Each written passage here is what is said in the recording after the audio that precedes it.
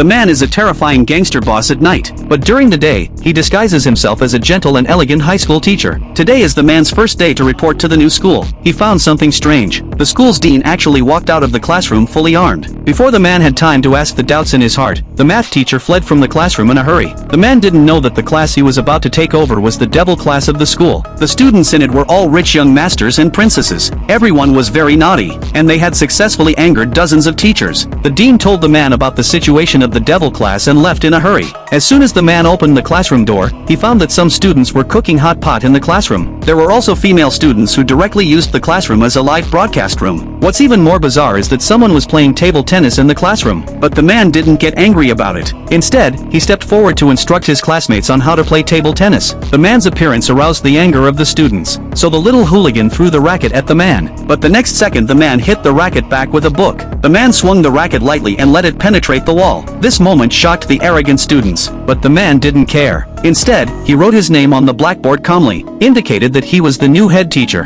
But the man's behavior just now did not scare the group of dandies. After the class started, they were still as usual, playing outside. No one was listening to the man's lecture. The man saw this and persuaded the group of playboys not to waste time. They should focus on studying. But the little gangster immediately sang a different tune from the man. He walked up to the podium and wrote the name of the gangster boss on the blackboard. The little gangster claimed that studying was useless. Their goal was to become a ruthless person like the gangster boss. The little gangster didn't know that the new head teacher standing in front of him was the feared gangster boss. And in order to tame this group of naughty students, he immediately used the student's favorite. He made a bet in a happy way. If the students could only play a prank on him in a week, he would leave the school. If none of the students' pranks succeeded, they would have to promise the man to study hard. The group of playboys immediately agreed to the man's bet after hearing it, because in their opinion, it was very easy to make the new teacher look bad. So the next day they prepared a basin of flour and put it on the door of the classroom. As long as the man opened the door, he would definitely be turned into a little white man. But unexpectedly, the man actually brought an umbrella. He not only blocked the falling flour,